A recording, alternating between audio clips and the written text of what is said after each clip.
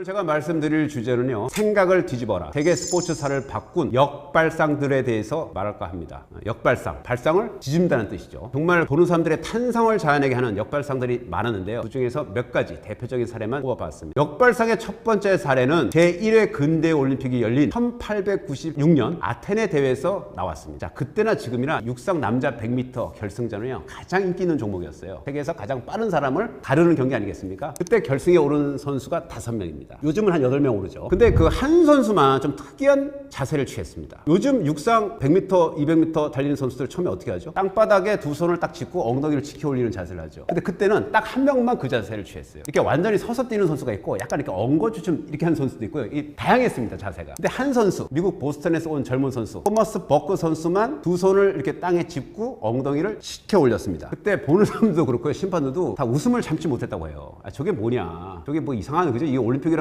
이 성스러운 무대에서 저게 이상한, 그죠? 자세를 취해도 되는 거냐, 이렇게 말이 많았다고 합니다. 근데 이 선수는 아랑곳 하지 않고 그 자세로 출발을 했습니다. 자, 원래는 예선에서도 이 선수가 이렇게 출발해갖고 11초 8, 결승에서는 12초 0 플랫, 12초 플랫으로 금메달을 차지했습니다. 깜짝 놀란 거죠. 이 선수가 되게 굉장히 무명이었거든요. 전혀 뜻밖의 선수가 100m에서 굉장히 좋은 기록으로 깜짝 금메달을 따냈고요, 400m에서도 금메달을 따냈습니다. 그래서 이 대회 2관왕에 올랐어요. 자, 이렇게 되니까 이 토마스 버크의 이 자세가 세계적으로 화제가 됐어요. 야, 저 자세가 도대체 뭐냐. 근데 이게 이 선수가 이거를 만들어낸 원조는 아닙니다. 사실은 이 선수가 이런 자세가 있다는 걸 어디서 들은 거예요. 이게 이제 설이 여러 가지가 있는데, 하나는 호주의 그 바비 맥도날드 선수가 있어요. 이 선수가 그거를 만들어냈다는 설이 있는데, 호주 그러면 대표적으로 생각나는 게 캥거루 아니겠습니까? 캥거루가 이렇게 뛰는 자세에서 이 크라우칭 스타트를 개발했다는 설이 있고요. 아니다, 예일대학의 셰릴이라는 선수가 자기가 넘어진 다음에 일어나면서 하는 동작에서 이제 갑자기 이제 머리에 기발한 발상이 떠올랐다는 거예요. 아, 이게 넘어졌다가 이렇게 몸을 튀면서, 그죠? 솟구쳐 나갈 때 이런 자세를 하면 더 빠를 거 아닌가 해가지고 이렇게 자세를 취했다는 설, 여러 가지 설이 있습니다. 근데 문제는 토마스 버커가 이걸 만든 사람은 아니지만 이런 게 나왔다는 얘기를 자기가 믿져야 본전이라는 생각으로 한번 해본 겁니다. 왜냐면 일반적인 기록으로 이렇게 좋은 기록이 안 나오니까. 그래서 이걸 한번 해보니까 기록이 굉장히 늘었어요. 이 선수가 이런 자세로 뛸 줄은 아무도 몰랐습니다. 자기만의 비밀을 간직한 채 아테네에 와서 결국 금메달을 2개나 따냈는데, 자, 이게 이렇게 되자 세계적으로 화제를 모았고요. 이게 결국은 운동 역학적으로나 이게 공학적으로나 이 자세가 가장 빨리 달릴 수 있는 자세라는 게 나중에 증명이 됐어요. 특히 단거리에서는 뭡니까? 스타트가 생명이죠. 초반 스피드가 나와야 되거든요. 그러니까 손을 짚고 엉덩이를 올린 다음에 스타트하는 자세, 이걸 이제 크라우칭 스타트로 하는데, 이 자세가 가장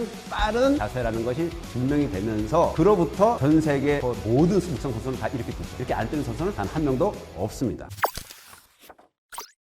자, 이 역발상의 이제 두 번째는요, 이건 많이들 아마 얘기 보셨거나 들었을 거예요. 높이뛰기. 요즘 우상혁 선수 때문에 이제 높이뛰기에 대한 관심이 많은데, 높이뛰기에서 정말 역발상의 대표적 사례가 하나 나왔습니다. 그게 이제 1968년 멕시코시티 올림픽. 이 높이뛰기는요, 어떻게 뛰든 방법이 없어요. 지금도 마찬가지입니다. 마찬가지입니다. 앞으로 뛰든 옆으로 뛰든 뒤로 뛰든 뭐, 그죠? 별의별 방법, 뭐 가위뛰기를 하든, 그죠? 개구리 점프를 하든 뭐 아무 상관이 없어요. 발을 넘기만 하면 돼요. 근데 여러 가지 방법을 쓰다가 이제 딱 그 두 가지가 대표적인 이제 높이뛰기의 방법으로 알려져 있었어요. 그 두 가지가 뭐냐면, 하나는 가위뛰기. 가위뛰기는요, 두 다리를 이렇게 걸터 앉듯이 이렇게 뛰는 가위자 모양으로, 화면을 보시면 아시겠지만 솟구쳐 올라가고 두 다리를 가위자 모양에서 걸터 앉듯이 넘어가는 거예요. 이걸 이제 가위뛰기를 하는데, 가위뛰기보다 더 좋은 방법이 나왔습니다. 그래서 이게 굉장히 오랫동안 유행했어요. 이 자세가 바로 벨리롤 오버라는 겁니다. 벨리가 롤, 구른다는 거예요. 이게 무슨 말이냐면, 발을 넘어갈 때 배가 발을 보고 있어요. 그리고 그 다음에 다리를 이렇게 솟구쳐가지고 그 다음에 떨어지는 거예요. 배가 발을 구르듯이 넘는다 해서 벨리롤 오버라 그러는데, 이 방법이 수십 년 동안 거의 정석처럼 알려져 왔습니다. 그래서 그 방법으로 다 뛰었거든요. 1968년에 미국에서 온 딕 포스베리라는 선수가요, 처음으로 뒤로 뛰었습니다. 우상혁 선수하고 모든 선수들이 뛰는 것처럼 뒤로 뛴 거예요. 우리말로는 배면뛰기, 영어로는 이 포스베리 선수의 이름을 따서 포스베리 플롭이라고 합니다. 이걸 처음 뛰니까 다들 놀란 거예요. 저렇게 뒤로도 뛰네? 근데 이게 어떻게 된 거냐면, 포스베리 선수는 가위뛰기, 벨리롤 오버를 모든 방법을 동원했지만 기록이 늘지를 않았습니다. 그래서 배면뛰기를 시도하겠다고 하니까 코치가 처음부터 말렸어요. 야, 두 가지 방법으로도 안 되는데 그 뒤로 뛴다는 게 말이 되느냐, 기록이 나오느냐, 뒤로 뛰는 게. 그런데 실제 해본 결과 기록이 점점 늘어났습니다. 포스베리 선수가 이 배면뛰기를 갖고 있다는 걸 아무도 몰랐습니다. 당시 이제 소련 선수와 다른 동구권 선수들이 우승 후보였는데, 경기에서 딱 대결을 했을 때 2m 24cm로 당시 올림픽 신기록을 세우면서 포스베리 선수가 우승을 차지했습니다. 그래서 세계 이제 육상계가 깜짝 놀랐죠. 야, 저 뒤로 뛰는 게 뭐냐? 그로부터 이제 스포츠 과학 전문가들이 연구를 했어. 다이내믹스, 운동 역학을 연구를 했는데 뒤로 뛰는 게 가장 기록을 내는 좋은 방법이라는 게 과학적으로 증명이 됐습니다. 그 뒤로부터 지금 한 1000명이 뛰면 한두 명 빼놓고는 다 이게 이 방법을 씁니다. 그게 벌써 50명이 넘었거든요. 60년 됐습니다. 999명은 뒤로 뜁니다. 이게 표준이 되는 거예요. 그리고 우리가 그 과학계에서 배울 때 코페르니쿠스라고 들어보셨죠? 그만큼 이게 세계사적 대전환처럼 육상계의 혁명인 거예요. 금메달 역발상의 이게 아이콘이 돼버리거든요. 왜 그러냐면 발상을 바꿨는데 금메달 땄잖아요. 그 다음에 뭐야? 이게 표준이 됐잖아요. 전 세계가 지금 다 따라하고 있잖아요. 이것보다 더 나은 방법은 없거든요. 이게 이제 역발상의 대표적 사례가 바로 이 딕 포스베리의 1968년 올림픽에서 나온 배면뛰기라고 할 수가 있겠습니다. 그 다음에 또 역발상 중에 하나를 이제 제가 소개해 드릴 거는요. 꽃 중에 하나인 스키 점프입니다. 제가 스키 점프 1998년 일본 나가노 동계올림픽 때 실제로는 처음 봤습니다. 야, 정말 장관입니다. 그 엄청나게 1m 이상 쌓은 눈이 산에 쌓였는데 거기서 이 스키 점프 딱 날아서 130-40m를 날아가는 거거든요. 실제로 보면 중계화면에서 느낄 수 없는 스릴과 정말 대단합니다. 그리고 평창 동계올림픽 때 취재 부장으로서 현지에 가가지고요. 혹시 그 스키 점프 센터 저는 위로 여러 번 올라갔어요. 그 위에서 한번 보시면요. 진짜 아찔해. 선수들 거 내려오는 그 장소에서 보면 굉장히 무섭습니다. 아찔할 정도로 굉장히 높이 있거든요. 이 스키 점프가 굉장히 장관을 이루는데 옛날에는 스키 점프 선수들이 전부 다 뛸 때 이 날 있잖아요. 스키 날. 긴 스키 날의 모양이 11자입니다. 이렇게 두 개가 이렇게 11자명으로 다 뛰었어요. 근데 1980년대 후반 스웨덴의 얀 보클레프 선수가요. 처음으로 국제대회에서 월드컵에서 이 두 날이 V자 모양을 띈 거예요. 이렇게 팀 날이. 그러니까 다른 선수들이 봤을 때 저게 뭐야? V자 저게 뭐냐? 처음 본데? 그다음 심판들은 벌점을 줬다고 그래요. 그 자세가 이상하다고. V자로. 이 선수가 그전에는 성적을 못 올리다가 1988, 89 시즌에요. 월드컵에서 4번이나 우승했어요. 그 기록도 거의 10% 이상 더 뛰었어요. 예를 들어 그전에 100m 뛰었으면 110m가 날아갑니다. 기록이 굉장히 향상됩니다. 자, 이렇게 되니까 또 다른 나라에서도 연구에 들어갔어요. 야, 저 V자로 한번 뛰어볼까? V자로 뛰니까 실제로 기록이 다들 좋아져요. 그 뒤로부터 지금 30년이 넘었는데 다 V자로 뛰는 이게 과학적으로 증명이 됐습니다. V자로 할 때 양력이라 그러죠. 이렇게 비행기가 이렇게 딱 이렇게 테이크오프 이루 갈 때 그 받는 힘, 양력이 10%에서 20%가 증가한다는 게 과학적으로 증명이 됐습니다. 근데 지금 11자로 뛰는 선수는 아무도 없어요. V자로 뜁니다. 이것도 이제 역발상 중에 이 선수도 생각을 바꿔본 거죠. 11자로 뛰니까 기록이 안 나아지니까 한번 V자로 한번 뛰어볼까 했는데 적중을 한 겁니다.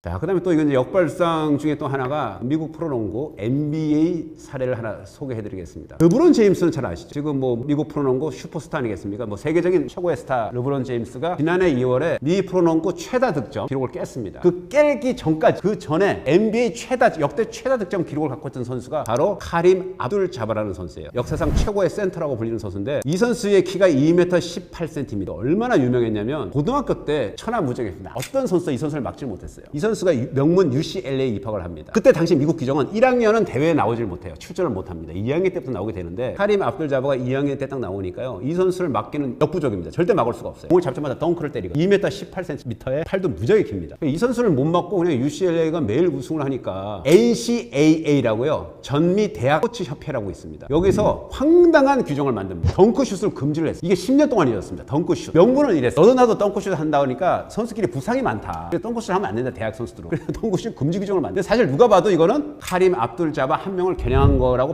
볼 수밖에 없어요. 그러니까 덩크슛을 못 하게 된 거예요. 이 대단한 센터. 그러니까 보니까 이제 자기가 이제 주 득점원이 무기가 이제 사라진 거 아니겠습니까? 근데 보통 선수 같으면 낙담하고 실망할 것 같은데 이 선수는 그렇지 않았습니다. 생각을 또 바꿨어요. 아, 덩크슛을 못 하게 한다? 그럼 뭐 다른 걸 하나 개발해 볼까? 그래서 나온 게 그 유명한 하이 훅슛입니다. 훅슛은 그 전에도 있었어요. 이 선수의 훅슛은 별명이 하이 훅슛. 왜 그러냐면 2m 18cm가 팔이 굉장히 길다 그러지 않습니까? 팔만 뻗으면 3m가 넘어요. 점프를 하죠. 점프가 한 3m 5, 60 이상. 거기서 또 공을 띄어요. 근데 이 포물선은 엄청 거의 U자 포물선. 그러니까 상대가 슛볼락이 되질 않아요. 슛볼락 하면 4m 이상 공이 올라가야 되는데 이건 인간이 할 수 있는 게 아니거든요, 사실은. 그리고 농구 규정 잘 아시죠? 이렇게 올라가다 내려오는 볼은 못 건드립니다. 올라갈 때는 건들 수 있는데 블록이 되는데 올라가다 내려올 때 건드리면 그냥 득점으로 인정돼요. 그러니까 그 긴 팔을 이용해서 스카이 훅슛을 하는데 이거는 백발백중입니다. 막을 수가 없어요. 만약 막을 수가 있다면 키가 3m가 넘는 선수가 있으면 혹시 모를까? 불가능합니다. 근데 이거 가지고 이 선수는 르브론 제임스한테 지난해 그 기록이 깨지기 전까지 무려 NBA에서요 38,387점. 뭐하죠? 38,387점. 그 전에 뭐 LA 레이커스 선수로서 뭐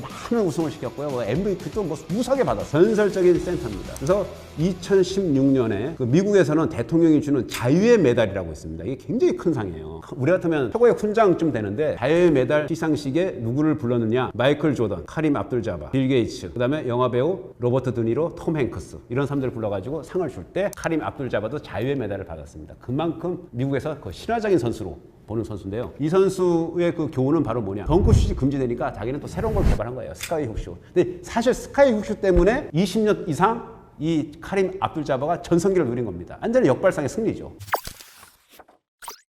자, 이제 마지막으로 소개해드릴 또 역발상의 승리 중에 한 명이요. 혹시 파넨카킥이라고 들어보셨어요? 파넨카킥. 그 축구에서 페널티킥이나 승부차기 할 때 보면 어떤 선수 갑자기 그냥 천천히 가운데로 차는 선수들 보셨을 거예요. 가운데로. 그걸 처음 만든 원조가 이 바로 체코의 안토닌 파넨카 선수입니다. 이게 언제 나왔느냐? 1976년 유럽 축구 선수권 체코하고 당시 서독이 결승에서 맞붙었습니다. 근데 승부차기에 들어갔어요. 어느 번 내내 승부를 못 가리고 승부차기에 들어갔는데 마지막에 나온 선수가 바로 체코의 파넨카 선수인데요. 이 선수가 어떻게 찼냐면 아주 천천히 가운데로 찬 거예요. 근데 그 당시에 골키퍼가 누구냐면 서독의 제프 마이어라고 당시 세계 최고의 골키퍼였습니다. 1974년 서독이 월드컵 우승할 때 우승컵을 들어올린 사람이에요. 대단한 골키퍼입니다. 근데 가운데 찰지는 아무도 몰랐죠. 그래서 파넨카가 성공을 시키면서 상대를 농락하고 우승컵을 찾아 했습니다. 정말 체코로서는 막 열광의 도가니를 이뤘죠. 그러면 이 파넨카라는 선수를 잡으세요. 생각을 해봅시다. 아시안컵에서 예를 들어 한국과 일본이 결승에서 붙었어요. 마지막에 손흥민 선수가 나왔는데 승부차기입니다. 이게 넣으면 우승하는 거예요. 근데 가운데로 천천히 찰 수 있을까요? 그러다가 골키퍼를 안 움직이면 그냥 그대로 받는 겁니다. 이게 웬 떡이냐면서 그냥 받아요. 그렇죠.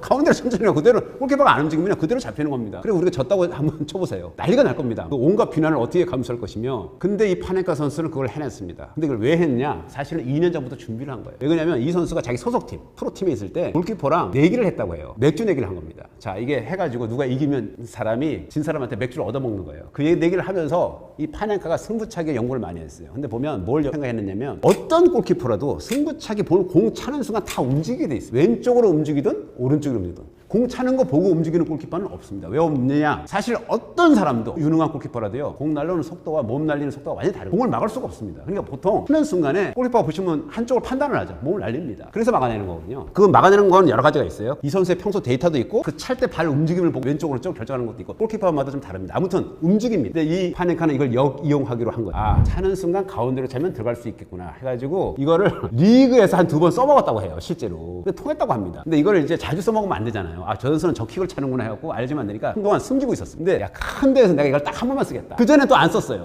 벼르고 별렀는데 그게 마침 찬스가 온 게 파넨카 선수 차기 전에 서독 선수가 실축을 했어요. 이제 찬스가 온 거예요. 내가 넣으면 우승이니까. 그래서 찬 겁니다. 그래서 이 파넨카 선수가 그걸 하면서 결국 그거를 유럽 선수권 우승을 이끌면서 이 파넨카 킥이 알려졌고, 자, 이거 2006년 독일 월드컵 때요. 프랑스하고 이탈리아가 결승에서 붙었는데 프랑스의 지네딘 지단 선수가요. 승부차기는 아니고 경기 90분 내에 그 페널티킥을 이 파넨카 킥을 찼어. 넣었습니다. 대단한 배짱입니다. 야, 그거 월드컵 결승전에서 이거 파넨카 킥을 찬다? 웬만한 배짱과 용기 없으면 불가능한데 차 넣었습니다. 이게 이제 파넨카 킥이 또 하나의 역발상 사례로 또 꼽히는 대표적인 사례가 아닌가 이렇게 생각이 됩니다.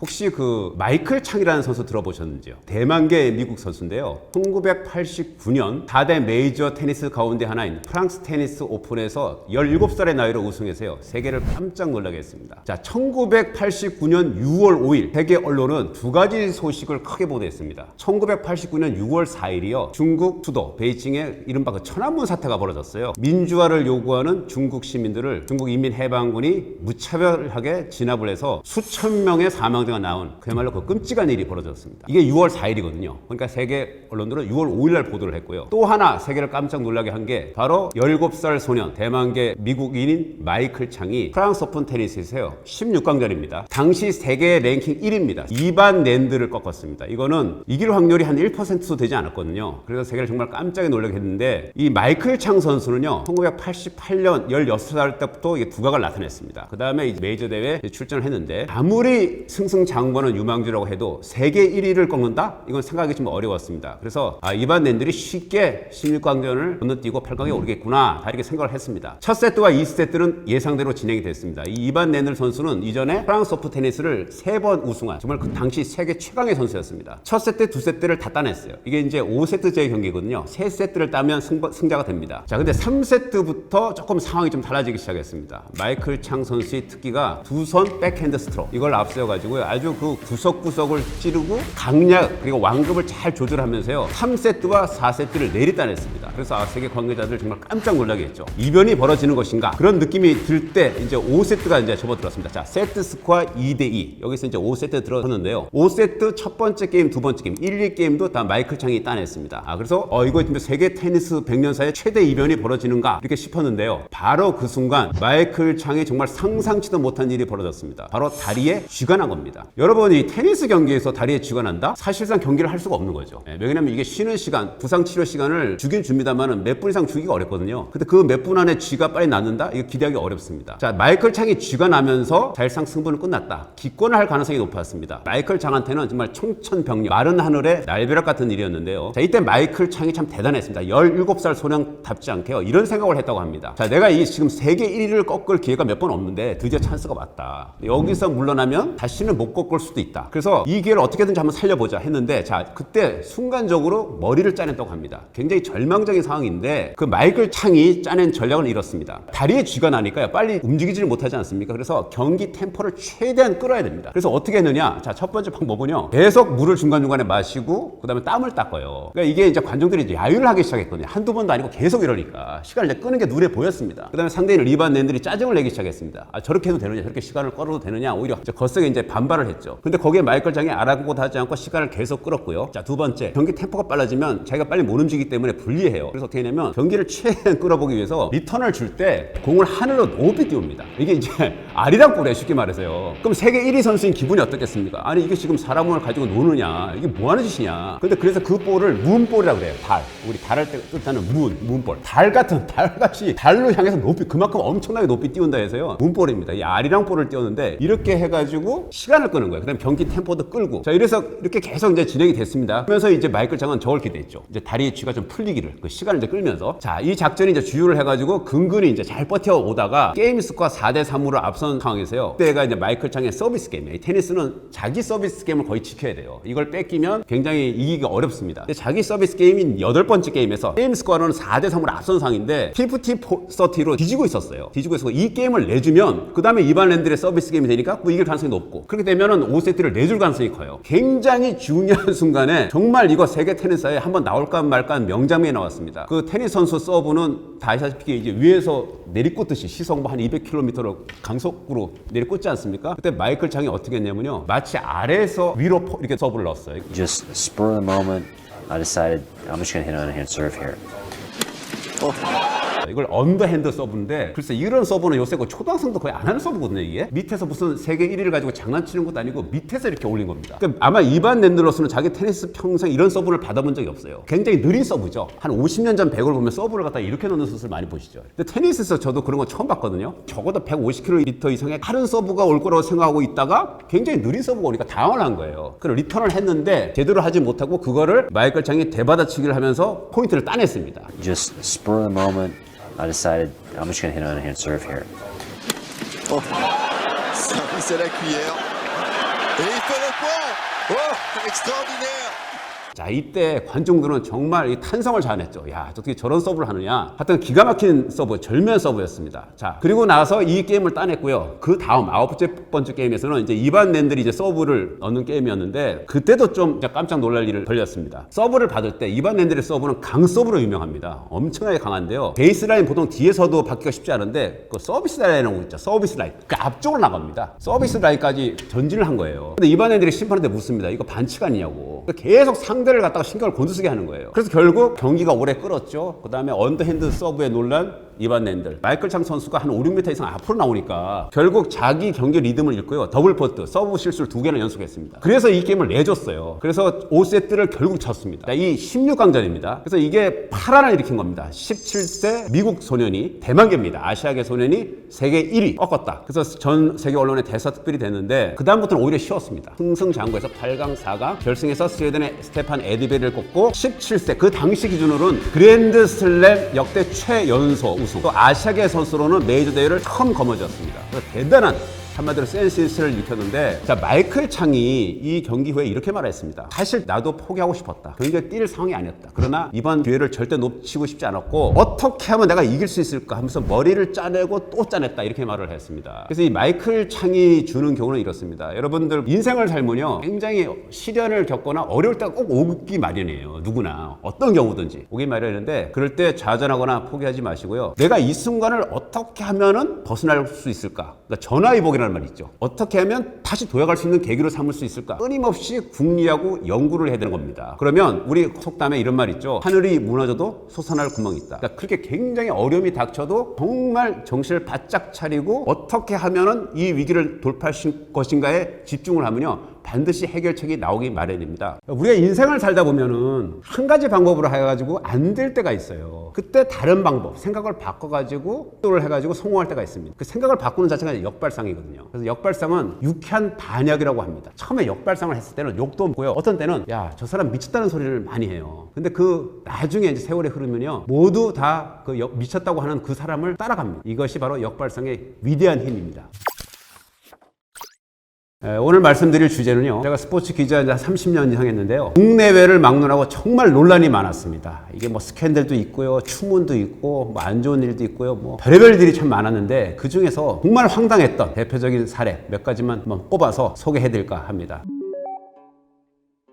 첫 번째는 이제 도핑에 관련된 얘기입니다. 도핑, 금지 약물을 복용하는 걸 도핑이라고 하죠. 운동선수한테 금지 약물, 어떤 의미가 있을까요? 제가 이제 물어보면요, 그 유혹을 뿌리치기가 정말 힘들다고 합니다. 특히 대표적으로 먹으면 바로 기록이 나는, 그래서 메달도 따고 돈도 받을 수 있는 그 대표적인 종목이 바로 역도, 사이클, 육상 이런 겁니다. 먹으면 완전 달라요. 금방 기록이 나거든요. 자, 예를 들어서 지옥 훈련 한 달을 해서 내가 0.3초를 앞당기는데, 약을 한 1, 2주만 먹으면, 그죠? 한 1초를 앞당긴다 그러면 다들 약을 먹고 생각이 들겠죠. 근데 그 유혹을 이제 참지 못하고 망가진 사례가 너무 많습니다. 그 대표적인 사례가 바로 사이클 황제 랜스 암스트롱이라는 선수입니다. 미국에 이 암스트롱 가운데 유명한 사람이 굉장히 많습니다. 루이 암스트롱이라고요. What a Wonderful World를, 그죠? 아주 그 특유의 목소리로 불렀던 루이 암스트롱도 있고, 인류 역사상 최초로 달을 밟았던 우주 비행사 릴 암스트롱이라고 있습니다. 사이클 황제 랜스 암스트롱도 엄청나게 유명한 사람입니다. 이 사람은 왜 유명하냐면, 단지 사이클을 잘 타서 유명한 게 아니고요, 1996년에 고환암을 앓았어요. 사경을 헤매다가 그걸 극복하고 세계적인 스타가 된 겁니다. 자, 1996년부터 98년 동안에 암 치료 때문에 그다음 재활을 반복하면서 아무것도 못했는데, 99년부터 무려 2005년까지 7년 동안 투르 드 프랑스라는 대회가 있어요. 투르 드 프랑스. 이게 프랑스하고 그 인접 국가를, 자, 7월에, 그 무더운 7월에요, 무려 3주 동안 일주를 하는 거예요. 그 엄청난 킬로미터를 사이클을 타고. 정말 지옥의 레이스. 그러니까 한 번 우승하기도 힘든데 7번 연속 우승입니다. 7회 연속 우승이에요. 그것도 고환암을 암 치료를 한 사람. 인간 승리의 표본이었습니다. 그래서 이게 정말 대단한 영웅이었는데, 그래서 이 선수가 지은 책이, 자서전이 It's not about the bike예요. 자전거 얘기가 아니라는 거예요. 그렇죠. 자기는 자전거 잘 타서 뭐 이렇게 책 쓴 게 아니고, 내가 어떻게 암을 극복하고 이렇게 왔는지. 그래서 뭐 재단도 만들고, 그리고 모든 어린이들의 우상이었습니다. 미국 뭐 선수들도 말할 것도 없고요. 이 선수가 어떻게 저렇게 엄청난 기록을 달릴 수 있지? 지치질 않아요, 전혀.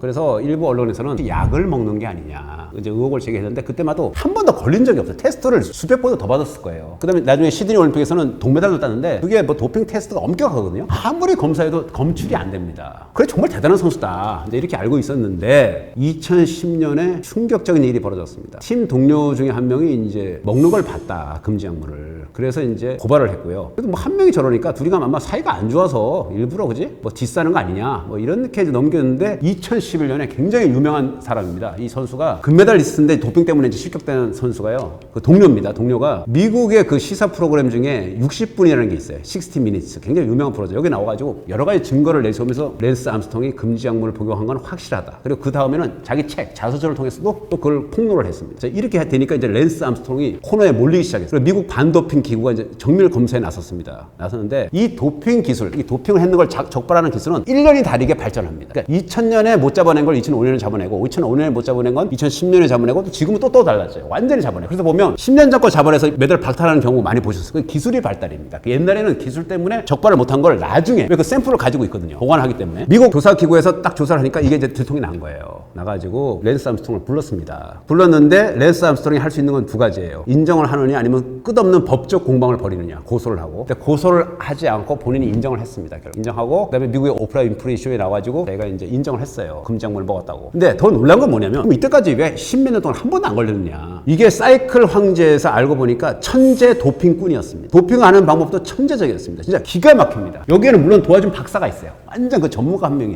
있는데 그걸 어떻게 했냐면 이 선수가 세 가지 방법을 썼다고 그래요. 자, 대표적으로 먹은 금지약물, 주입한 거죠. 주입한 금지약물이 혈관에 주입한 게 이게 말이 좀 어려운데 에리트로포이에틴, 줄여서 EPO 또는 에포라고 불립니다. 이게 뭐냐면 적혈구의 생성을 촉진시켜요. 그래서 산소 운반 능력이 올라가면서 그러니까 육상을 하든지 사이클 할 때 몸이 지치지 않습니까? 이게 숨 차고 뭐 이런 게 완전히 상당 부분 해소가 됩니다. 그래서 다른 선수보다 엄청난 힘을 발휘할 수가 있어요. 이거 먹으면 안 되는 거거든요. 금지약물 EPO를 주입한 게 이 나중에 발각이 됐는데 그럼 왜 발각이 안 됐느냐? 적발이 안 됐느냐 조사에서 이걸 갖다가 이제 그 자기를 도와준 박사하고 연구를 한 거예요. EPO를 이걸 잘 주입을 하다가 대회를 앞두고 대회는 뭐예요? 대회 중에는 도핑 검사가 있지 않습니까? 앞두고 식염수를 주입을 해요. 뭐냐면 이걸 희석시키는 거예요. 묽게 만드는 겁니다. 딱 그 안 걸릴 정도만 도핑 검사에서 수치가 안 나올 정도만 계속 한 달 두 달 금지약물 복용하다가 며칠 전부터는 식염수를 주입해가지고 그 농도를 낮춰요. 물론 그걸 한 다음에 또 그 전문가가 테스트를 하죠. 이 정도면 안 걸린다. 그리고 계속 대회 나온 거예요. 이거 이제 한 가지 방법이에요. 자, 식염수 방법이 하나 있고 두 번째는 혈액 도핑이라는 겁니다. 이 혈액 도핑이 뭐냐면 내가 컨디션이 좋을 때 내 피를 뽑아요. 냉장 보관을 잘 하고 있다가 대회 직전에 주사를 놔요. 그럼 이게 경기력이 확 늘어난다는 게 증명이 됐습니다. 지금 이제 지금은 절대 하면 안 되는 겁니다. 이 혈액 도핑이라는 거거든요. 혈액 도핑이고요. 근데 이것도 옛날 기술로는 적발이 안 됐는데 나중에 한 10년 뒤에 새로운 기술을 하니까 이게 뭔가 적혈구에 변화가 생긴 거예요. 그래서 암스트롱이 혈액 도핑 했다는 거. 이걸 적발을 했고 세 번째는 테스토스테론이라고 있죠. 남성 호르몬. 이거는 절대 맞으면 안 되는 거거든요. 왜냐면 이거는 복용하면 바로 적발이 되는 거거든요. 대표적인 금지약물이 아니겠습니까? 근육 강화제. 근데 이거를 먹었다는 거예요. 그래서 이걸 어떻게 먹었을까 했는데 이거를 주사로 주입하지 않고 진짜 조금씩 장복이라 그러죠. 6개월 동안 왜 혓바닥 밑에 넣어가지고 조금씩 먹는 거예요. 왜 안 걸리느냐? 그 옆에 좋아하시는 박사가 있다 그랬죠. 테스트를 한 겁니다. 예를 들어서 하루에 0.1ml씩 6개월 먹은 다음에 대회 직전에는 한 열흘에서 보름을 안 먹어요. 딱 중단을 해버려요. 이게 없어지는 기간이 몸에서 이제 이게 없어지는 기간이 있거든요. 그걸 이제 미리 테스트한 다음에 아 이게 일주일 전에만 안 먹기 시작하면 없어지는구나. 이걸 알아낸 거예요. 근데 경기력은 좋아진 겁니다. 무슨 말이죠? 한 6개월 먹다가 대회 딱 일주일이나 열흘 전에 딱 끊어버려요. 그래가지고 또 도핑 테스트를 무사히 통과하는. 그러니까 이런 지금 드러난 것만 해도 세 가지고 나머지로는 아마 여러 가지 방법을 더 썼다는 거예요. 이게 천재 도핑꾼인데 그래서 어떤 기구도 이걸 발각을 못한 겁니다. 아무튼 이게 이제 동료들에 의해서 폭로가 되면서 결국 랜스 암스트롱은 그 모든 메달, 투르 드 프랑스 7연패 박탈, 그 다음에 올림픽 동메달 다 박탈, 기록도 박탈, 메달도 다 박탈. 그래서 사이클 황제에서 천재 도핑꾼으로 사기꾼, 영어로 치팅이라고 그러죠. 속였다고. 최악의 욕입니다. 치터, 속이는 사람. 사기꾼으로 몰려왔고요. 지금 인생을 말년을 쓸쓸하게 보내고 있습니다. 그 다음에 또 도핑. 이거는 이제 랜스 암스트롱이 개인 도핑이었다면 단체 도핑의 끝판왕. 이게 바로 중국의 마군단입니다. 마군. 많이 들어서 보셨을 거예요. 공포의 마군단. 1993년에요. 깜짝 놀랄 일이 벌어졌습니다. 세계 육상 선수권. 이때가 그 슈투트가르트, 독일 슈투트가르트에서 열린 세계 육상 선수권에서 중국이 장거리 종목을 싹쓸이합니다. 1500m, 3000m, 1000m를 다 금메달 차지했는데 특히 3000m는요 대단한 게 1, 2, 3위가 다 중국 선수예요. 근데 중국이 원래 그렇게 이 장거리 잘 못했거든요. 근데 갑자기 잘한 거예요. 보통 그때는 케냐하고 이티오피아가 육상 장거리 강국이었거든요. 사람들이 좀 희한하다. 근데 그때 감독이 중국 사람이었는데 마진넌. 그래서 마군단이라고 써요. 마군단. 마시. 감독 이름을 따서 마군단. 워낙 잘하니까 공포의 마군단. 그럼 이제 이거 외국 기자들이 참 이게 이상하게 생각한 겁니다. 아니 금지약물을 먹었나? 아니 뭐 어떻게 저렇게 잘하지? 해가지고 영국 기자가 그 중국 훈련지를 한번 방문해서 취재하는 그 영상이 있습니다. 가서 취재를 해요. 근데 이 마군단은 어디서 훈련을 하냐면 여름이면 서누란, 티베트 고원. 그때가 해발 4000m예요. 산소가 부족하기 때문에 이 지구력 훈련에 도움이 된다고 그래요. 겨울에는 남쪽에 쿤밍이라는 데 와가지고 따뜻한 거기서 또 훈련합니다. 근데 해발 2000m. 근데 이 마진너는 이렇게 자랑을 합니다. 우리 선수들의 소변 샘플은 깨끗하다. 그 말은 무슨 말이냐면 절대 약을 안 먹었다는 얘기예요. 우리 선수들이 잘하는 건 두 가지다. 매일 마라톤 거리를 뛴다. 스파르타 교육. 그래서 실제 훈련하는 거 보면 마진너 감독이 오토바이나 트럭을 몰고 달리고 선수는 옆에서 달려요. 선수가 뒤처지지 않습니까? 그러면 넘어뜨립니다. 정신 차리라고. 가혹한 훈련입니다. 그 정도로 훈련을 한다. 두 번째, 동충하초라고 있죠. 그 다음에 자라피, 거북이 수프 다 모든 한약재, 보약을 우리가 잘 먹인다. 그래서 힘이 난다. 이 두 가지 원인이지 절대로 금지약물 먹은 게 아니다. 이렇게 주장을 해요. 근데 이게 이때만 해도 이걸 몰랐습니다. 진짜 그런 줄 알았습니다. 그런데 이게 나중에 이제 발각이 됐죠. 어떻게 발각이 됐느냐? 1995년에 이미 세계 선수권에서 금메달을 싹쓸이 한 다음에 2년 뒤에 팀에서 내분이 생겼어요. 왜 내분이 생겼느냐? 그 간판 스타 왕준샤라고 있습니다. 이 선수를 비롯해서 한 10명이 반란, 이런 감독한테 저항하기 시작한 거예요. 이유는 뭐냐면 감독이 우리가 받은 상금하고 이런 걸 다 혼자 착복한다. 우리가 줘야 될 선수한테 줘야 되는데 국대에서 받은 상금이 있거든요. 본인이 다 가져간다. 그래서 나중에 드러나는 게 뭐냐면 그 당시 1995년의 돈은 그 당시 돈으로 한국 돈으로 7억 원 정도를 본인이 다 받은 거예요. 선수한테 줘야 될 거를. 그다음에 그 비인간적인 대우, 가혹한 훈련 이런 거 해가지고 그 스타급 선수들이 다 팀을 이탈합니다. 그러니까 하니까 마진노 감독 좋아. 그래 나가도 좋아 한 다음에 또 새로운 선수를 뽑아서 훈련을 시켜요. 그러면은 그 간판 스타인 왕진샤고 추인샤 이 선수의 메달은 어떻게 됐을까요? 이 선수들도 공식적인 국제대회에서의 올림픽하고 세계선수권에서 도핑 테스트 결과 양성이 나온 적은 단 한 번도 없습니다. 그리고 이 선수들은 결국 기록이 지금까지도 이어지고 있습니다. 근데 이 왕진샤 선수가 갖고 있는 기록이 얼마나 대단하냐면요. 그 세계선수권에서 우승했잖아요. 1000m 우승하고 자기 나라 와서 자기 나라 중국 전국체전에 불과 한 열흘 만에 출전했는데 그때 세계 신기록을 2번이나 세워요. 그때 세운 세계 신기록이 23년간 깨지지 않았습니다. 자, 세계선수권에 나간 선수가 독일이지 않습니까? 여기 오면 시차가 있는데 불과 한 2주도 안 되는 사이에 세계 신기록을 2번 세웠는데 그 세계 신기록이 23년 동안 안 깨졌다.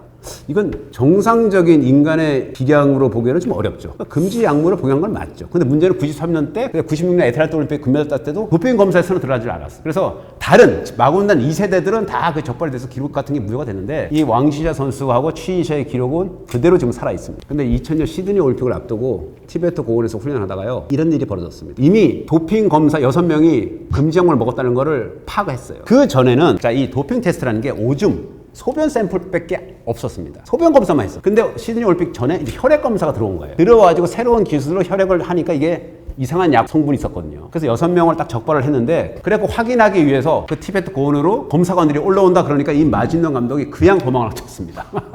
보지도 않고 그냥 무조건 그냥 중국이 좀 넓습니까? 그냥 도망친 거예요. 그래서 이제 마곤단의 신화는 끝났죠. 마곤단의 신화는 끝났는데 이 마진노 감독이 얼마나 나쁜 짓을 했냐면 여기서부터 더 충격적입니다. 이게 나중에 2016년에 중국의 유명 작가가 이제 글을 써요. 책을 냅니다. 책에 나오는 그 폭로하는 걸 보면 이때 뭐냐면 1990 몇 년 전에 이미 선수들은 다 인터뷰해가지고 사인을 다 받았습니다. 어떤 일들을 벌였는지 마진노 감독이 그 랜스 암스트롱이 사용했던 에리트로포이에틴 E포를 계속 주입을 했습니다. 강제로. 이 부작용이 있거든요. 이거 계속 장복하면 몸에 굉장히 안 좋은데 부작용이 있으면서도 감독은 금지약물 복용을 강요를 했다. 1번. 그 다음에 훈련을 너무 가혹히 비인간적으로 시켰고 남자친구도 사귀지 못하게 했고 건강검진을 받지 못하겠다는 겁니다. 몇 년 동안. 왜? 건강검진 받다가 금지약물 복용이 들어갈까봐 건강검진도 안 돼. 그 다음에 맹장, 가만히 있는 맹장을 다 떼어내게 했대요. 왜 그러냐면 갑자기 선수가 이제 맹장염 걸리면 맹장 수술 받아야 되지 않습니까? 그 수술 받다가 또 두통이 날까봐 맹장을 다 떼어내게. 그뿐만 아니라 제가 지금 여기서 설명이 입에 담기 어려운 아주 비인간적인 가혹한 행위를 너무 많이 했어요. 그래서 선수들이 이탈한 거예요. 이탈했으면 이 감독이 반성을 하고 안 해야 되는데 또 그 새로운 제2세대 마군단 선수들한테 또 금지약물을 먹이다 결국 2000년에 발각이 되면서 마군단의 신화. 이 마군단이 얼마나 대단했냐면요. 우리 히딩크 감독 잘 아시죠? 중국에서 히딩크 감독 이상의 영웅 대접을 받았습니다. 그때 정말 이 사람이요. 눈에 보이는 게 없었어요. 온갖 뭐 광고도 찍고 뭐 돈도 엄청 벌었고요. 너무 유명해지니까. 이 사람이 초심을 잃어. 자기가 최고인 줄 알고. 큰 소리 뻥뻥 치고 선수를 가혹하게 하고 선수를 받아야 될 거수들이 가져가야 될 자기가 다 착복하고 정말 나쁜 짓을 너무 많이 했습니다. 이러면서 이제 마군단의 신화가 이제 끝난 거죠. 그래서 그 뒤로부터 뭐 중국이 그 장거리에서 그렇게 두각을 나타내지를 못했죠. 결국은 마군단이 아니라 마약군단이었다. 뭐 이런 비아냥까지 들 정도로 이게 세계 스포츠, 특히 육상사에 아주 쇼킹한 사건이었습니다. 스포츠 역사를 보면 잘못된 판정, 쉽게 말해서 오심이 정말 많았습니다. 뭐 우리나라뿐만 아니라 세계사적으로 굉장히 많았는데 오심을 당하면 정말 선수들 억울하죠. 몇 년을 갖다가 그렇게 힘든 훈련을 거쳐서 이 국제 무대에 나왔는데 심판의 말도 안 되는 판정 때문에 그죠? 메달을 놓치거나 아니면 메달 색깔이 바뀔 경우 그 심정이 뭐 오죽하겠습니까? 오늘은 그래서 대표적으로 그 오심 사례 가운데 가장 논란이 됐던 거 한 가지만 소개를 해드리겠습니다. 여러분 그 신아람 선수 1초 사건 기억하시나요? 2012년 런던 올림픽 제가 현장에서 취재를 했는데요. 여자 펜싱이죠. 신아람 선수. 여자 에페 준결승에서 독일 선수 하이데만 선수하고 독일 맞붙었습니다. 근데 이제 1초만 그냥 버티면 그대로 끝나면 신아람 선수가 결승에 오르는 거였어요. 근데 1초가 정말 가지를 않죠. 하이데만 선수가 1초 동안에 3번을 공격을 하는데 우리나라 코치진들이 가만 안 있었죠. 항의를 했죠. 어떻게 이런 말을 합니다. 영어로. 원 세컨드에 어떻게 3타임 3번을 공격할 수 있느냐. 시간을 가지가 않는 거예요. 그러니까 하이데만이 공격했는데 그대로예요. 또 공격하라는 거예요. 1초 안 지났다. 무려 공격 1초가 훨씬 더 지났는데 세 번째 공격 때 점수를 뺏겼고 졌습니다. 졌는데 자 이제 이걸 이제 국제평신연맹은 어떻게 설명하냐면 그 당시 이 초를 재는 게시요원이 전문가가 아니고 쉽게 말하면 자원봉사예요. 16살 먹은 소녀인데 소녀가 실수를 자꾸 저질렀다. 왜? 여기서 이제 승자와 패자가 갈리니까 애가 긴장을 한 나머지 잘못 눌렀다는 거예요. 근데 우리가 봐도 잘못 누른 것도 한두 번이지 이건 좀 이해가 안 되거든요. 근데 그 심판이 여자 심판이 주심이 오스트리아 사람입니다. 이 사람이 결국 이렇게 인정을 안 하면 그냥 끝나는 거거든요. 왜냐면 최종 권한은 주심한테 있으니까. 근데 주심 얘기는 자꾸 이 게시원 16살 소녀 핑계를 대는 겁니다. 이 얘가 자꾸 초를 잘못했다. 그러니까 처음부터 쉽게 말해서 처음부터 다시 하는 거예요. 그래서 일단 그 1초가 정말 오래 걸려요. 가지 않은 1초. 그래서 30분 동안 뭐 비디오 판독을 했는데 결국 결과는 바꿔지지 않았고 신하람 선수 그 피스트라 그러죠. 경기하는 그 장소. 거기서 50분 동안 앉아서 울먹였습니다. 왜 피스트를 떠나지 못했느냐? 선수는 그 경기장을 떠나는 순간 패배를 본인이 인정하는 게 돼요. 그래서 기다린 거죠. 계속 항의하고. 근데 나중에 이제 온 겁니다. 국제연맹에서 와가지고 나가라고. 근데 더 이상 우리가 머무르기 힘든 게 그 다음 경기도 있고 이게 계속 2시간, 3시간, 10시간 그렇게 앉아있으면 징계를 받게 돼요. 신하람 선수 저도 3, 4회전에 나갈 수 있고 그 다음에 신하람 선수가 그 다음에 뭐가 있어요? 단체전이 있지 않습니까? 우리가 너무 거기서 심한 어필을 하거나 이렇게 하면 단체전 출전 자격을 박탈할 수 있거든요. 그래서 그냥 눈물을 머금고 물러난 적이 있습니다. 근데 우리가 이제 신하람의 1초. 세상에서 가장 길었던 1초라고 그러지 않습니까? 1초가 도대체 가지 않아요. 눈 깜짝하는 게 1초인데. 그래서 억울하게 그때 그 판정을 당한, 그죠? 그런 이제 아쉬움이 있는데. 이게 2012년이에요. 그로부터 40년 전에 1972년 미넨 올림픽 남자 농구에서는 정말 가지 않은 3초가 있었습니다. 이게 또 미국과 소련의 결승전이에요. 남자 농구. 인기가 굉장히 높은 종목이에요. 그때도 냉전이 치열해가지고 미국과 소련 서로 원수였습니다. 이게 자존심 대결이 대단했거든요. 근데 말씀드리면 미국은 그 전에 미넨 올림픽 그 72년 전에 무려 7회 연속 우승을 한 팀이에요. 최강의 팀입니다. 63연승. 한 번도 안 졌어요. 자, 이제 소련하고 딱 붙었는데 이게 경기가 너무 격렬하다 보니까 점수가 안 나요. 경기가 끝나가는 상황이 됐는데도 87, 8점 이 정도밖에 안 나요. 굉장히 점수가 작죠. 점수가 낮았습니다. 금방 수비가 치열했어요. 자, 근데 경기 종료 3초를 남기고 드디어 미국이 한 점 뒤졌는데 자유투를 넣었습니다. 이제 49대 소련이 49, 미국이 48인데 자유투 2개를 얻어요. 자유투를 하나 던졌습니다. 들어갔어요. 동점이 됐죠. 두 번째 들어가려는 순간, 자, 이 순간이 중요합니다. 웬 이상한 소리가 나요. 이게 부자 소리, 버저 소리였습니다. 부자가 울리는 소리가 나요. 이게 뭐지 다들? 근데 던졌습니다. 그리고 소리 듣고 그냥 던졌어요. 들어갔어요. 50대 49로 미국이 일단 역전을 했어요. 그다음에 3초 남은 거죠. 소련이 공격을 합니다. 근데 딱 2초 정도 지났을 때, 그러니까 경기 시간으로 봤을 때 1초 남았을 때 주심이 중단을 시켜요, 경기를. 자, 이때 이제 큰 사달이 벌어집니다. 왜 그러냐? 농구 규정에 따르면 자유투를 할 때 선수가 자 추심으로 또 공을 받고 이제 이게 쏠라 그럴 때 작전 타임을 울리는 건 무효예요. 인정이 안 돼요. 그 전에 했어야 돼요. 작전 타임은. 소련이 작전 타임을 걸었다는 겁니다. 근데 선수가 이미 공을 하나 넣었잖아요. 그리고 또 눌렀는데 그건 아니고 경기 중에 어떻게 작전 부르면 좋아요. 경기가 완전히 끝난 다음에 해야 되는데 인정이 돼서는 안 되는데 자 이때 이제 논란이 벌어져. 주심이 자 1초 남은 상황에서 일단 경기를 중단시켰어요. 이때 당시 국제농구연맹의 윌리엄 존스 사무총장이라는 사람이 있습니다. 이 사람이 굉장히 유명한 사람인데 사무총장을 40년 넘게 한 사람이에요. 쉽게 말해서 농구연맹의 실세예요. 이 사람이 손가락으로 사진 보면 이렇게 표시합니다. 3초를 소련한테 주라는 거예요. 근데 사무총장이 농구 여기 심판에 판정에 개입할 아무 권한이 없는데 문제는 이 사람이 실세 아닙니까? 실세니까 심판이 이 사람 눈치를 본 거예요. 자, 소련한테 3초를 줬어요. 줬는데 공격을 했습니다. 근데 공격을 3초를 줬는데 자 문제는 공격을 하니까 1초 만에 부자가 울려요. 경기 종료 부자가 울렸어요. 뭐냐? 전광판 경기 이거 뭐 게시 요원이 착각을 한 거예요. 3초를 줘야 되는데 전광판에는 그냥 1초가 있었고 실제로 1초 그러니까 또 경기를 중단시킨 거예요. 경기가 끝난 거로 결국 판정을 내렸어요. 이렇게 되니까 미국 선수들은 화려했죠. 이제 금메달이 확정되고 뭐 얼싸안고 한 1, 2분 동안 뭐 그죠? 쉽게 말해서 난리를 칩니다. 너무 좋아가지고 야 우리가 8연속 우승했다.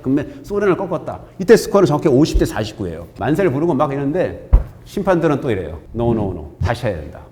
몇 분 뒤에 다시 한 겁니다. 왜? 3초를 줘가지고 해야 되는데 전광판이 3초가 아니라 1초로 시작했고 1초 만에 끝난 거로 돼 있으니까 다시 소련한테 3초를 줘야 된다는 거예요. 자, 여기서 이제 큰일이 벌어진 겁니다. 3초 줬는데 자, 엔드라인에서 긴 패스를 해요. 근데 골 밑에 있는 선수가 잡아가지고 거의 버저 소리와 동시에 약간 미국 선수를 약간 오펜스 파울 비슷해 밀었습니다. 약간 밀면서 골을 넣었어요. 림에서 공이 떨어진 순간 이제 종료 부조가 울렸어요. 그리고 또 이번에는 소련 선수가 이겼다고 난리치는 거예요. 이게 51대 50이 된 겁니다. 그러니까 미국에서는 또 이번에 막 덧세게 항의를 했죠. 이게 뭐냐? 이건 처음부터 진짜 잘못한 거예요. 왜냐면 자유투를 하는 순간에 작전 타임을 요구한 거는 이건 인정돼서는 안 돼요. 그러니까 3초라는 게 말이 안 돼, 그거는. 무효예요. 그건 없던 거로 돼서 그냥 원래대로 그 무시하고 그냥 3초로 경기를 진행시켜주면 됐던 거를 그냥 1초 남기고 중단시키고 또 계속 지금 세 번째잖아요. 이게 지금 세 번의 공격을 준 거예요. 소련한테. 소련이 넣었습니다. 근데 마지막 넣은 것도 약간 미국 선수 밀치고 넣었는데 아무튼 자 이게 이래가지고 미국이 30분 뒤에 시상식이 열렸는데 시상식에 참석을 안 합니다. 그래서 그 사진을 보면 금메달, 동메달 팀은 있는데 은메달 팀은 비어 있어요. 자, 시상대가 거부를 한 겁니다. 거부를 했어요. 자, 그리고 국제농구연맹에 정식으로 제소를 합니다. 그래서 이 소총위원회가 열려요. 자, 이때가 뭡니까? 미국 서구 자본주의와 공산권의 이 갈등이 첨예할 때인데, 자, 이 소총위원회 배심원 5명이 중에 공산권 국가가 3명이에요.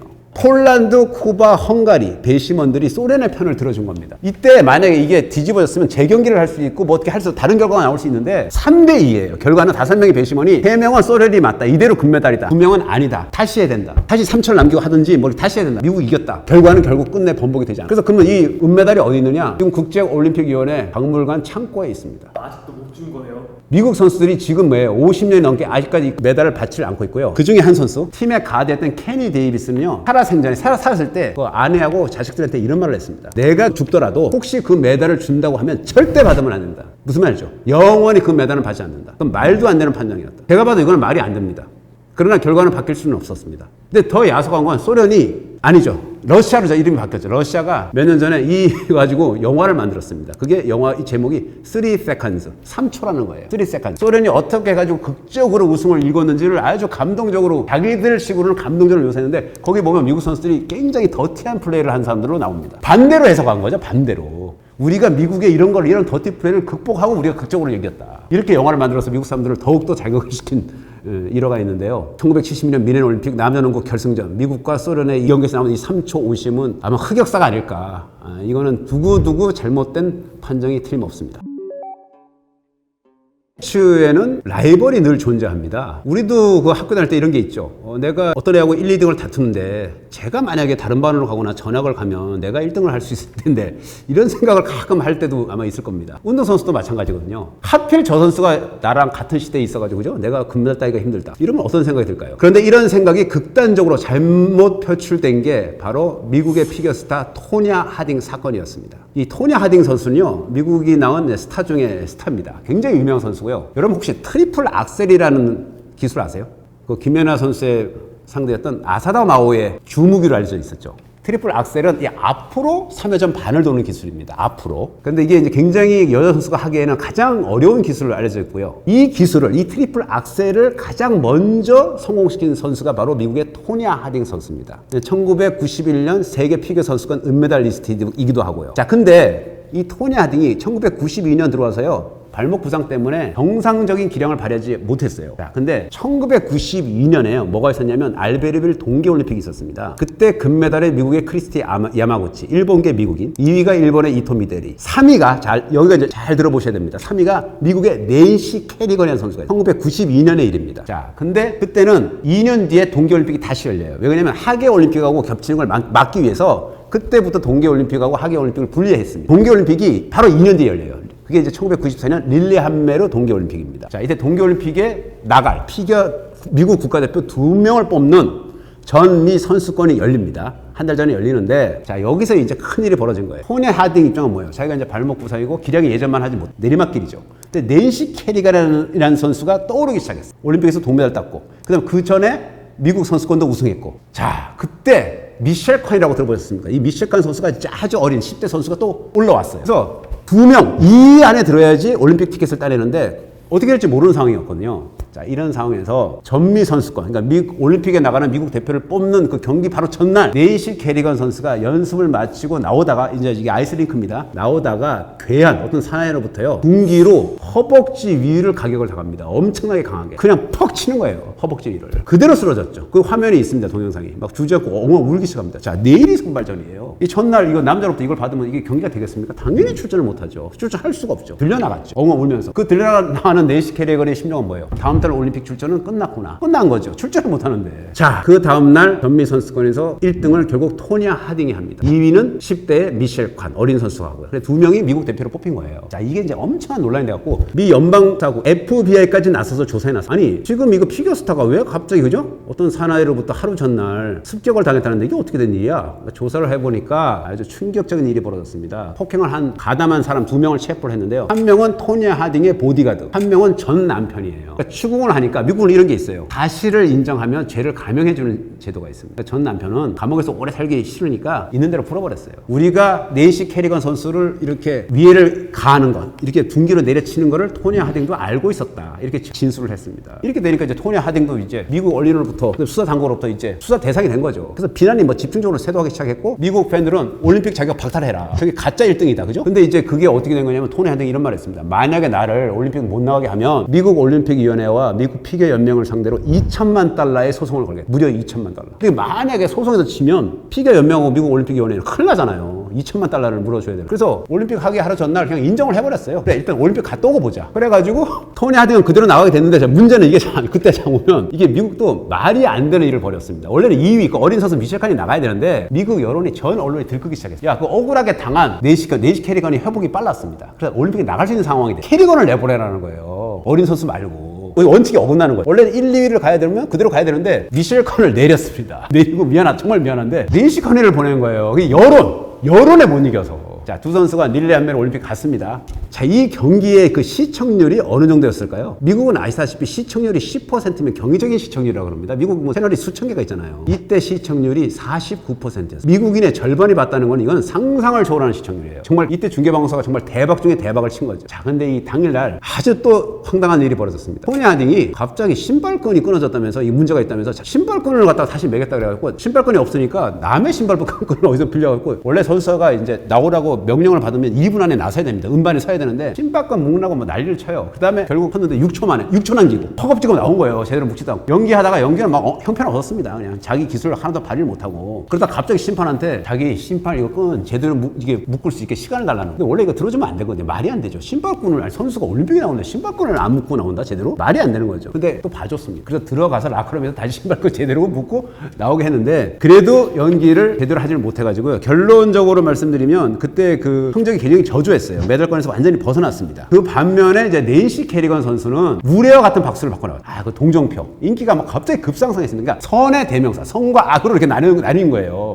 토니 하딩은 천하의 악녀, 여기는 천하의 천사 같은 선수 해가지고 미국 언론에 정말 그 찬사를 받으면서 격려를 받으면서 나섰는데 결국 그 우크라이나의 옥사나 바이올에 이어서 은메달을 차지했습니다. 은메달. 그 다음에 토니 하딩은 메달권에서 완전히 이제 벗어났고요. 자, 그래서 그 토니 하딩 선수는요, 자, 일단 팬들로부터 야유를 엄청 받았죠. 뭐 미국 뭐 시청자뿐만 아니라 그 현장에 있던 릴레이 한멸이 현장에 있던 사람들로부터 야유를 많이 받고 뭐 어수선한 상황에서요 재기량을 발휘하지 못하고 결국 8위에 그쳤습니다. 그러니까 네이시 캐리건은 은메달. 이게 완전히 대조가 됐죠. 그다음에 자 이제 귀국을 했을 때 남아 있는 게 뭐겠습니까? 토니 하딩에 대한 수사였어요. FBI가 이제 집중 조사를 하니까 가명, 그러니까 이게 실형을 면제해주는 조건으로 결국 자백을 했습니다. 자기가 시킨 게 맞다. 그렇죠. 그거 토니 하딩이 아니면 그거 누가 남편하고 보디가드가 왜 그런 일을 했겠습니까? 그래서 실토를 하고 실형은 면제받고 집행유예를 받았습니다. 자, 이렇게 되면서 결국 토니 하딩은 선수 자격 박탈. 그 다음에 그해 전미 선수권 우승했던 거 그 기록 박탈. 다 박탈됐어요. 천하의 악녀가 되고 말았죠. 이 선수의 근데 뒤가 또 아주 재밌습니다. 뒤에 보면 또 전남편과의 뭐 성관계 동영상이 나오면서 또 충격에 뭐 빠뜨리게 하기도 하고요. 또 갑자기 뭐 격투기 선수로 변신했습니다. 그래서 뭐 격투기 시합을 또 하기도 해서 또 화제가 되기도 했고요. 그 다음 나중에는 이제 그 토니 하딩 이 사건을 주제로 한 영화도 나오기도 했습니다. 아무튼 야, 저 선수가 있으면 내가 올림픽에 못 나갈지도 몰라. 제 선수가 있으면 내가 올림픽 메달을 못 딸 수도 있어. 그래서 쟤를 둔기, 망치나 이런 거죠. 이런 걸 갖다가 저 허벅지를 내리쳐야 돼. 야, 이런 생각을 어떻게 할 수 있었을까요? 근데 이건 진짜 나중에 드러난 건데 이 토니 하딩이 그 어머니로부터 엄청난 어릴 때 학대를 받았다고 합니다. 굉장히 이 피겨스케이팅에 소질이 있으니까 어머니가 정말 가혹한 훈련을 시키고 엄청난 학대를 했다고 해요, 본인을. 근데 거기에 대한 분풀이로 이런 짓을 했지 않았어. 아니면 그렇게 어릴 때 어머니로부터 학대를 받으면서 어떤 그 못된 심성이, 그죠? 남을 괴롭히는 심성이 어떻게 생겨난 것이 아닐까. 이렇게 이제 추측도 해봅니다만은 어떻게 됐든 그 이후에 어땠든 어머니를 학대를 받든 뭐 안 받았든 토니 하딩이 그 팀 동료 선수 네이시 캐리건에 강한 이 폭행, 그것도 남자를 시켜가지고, 그죠? 둔기로 내리치게 해서 올림픽을 못 나가게 했다? 정말 그 경악할 만한 일이 아닐까 이렇게 생각이 됩니다. 예.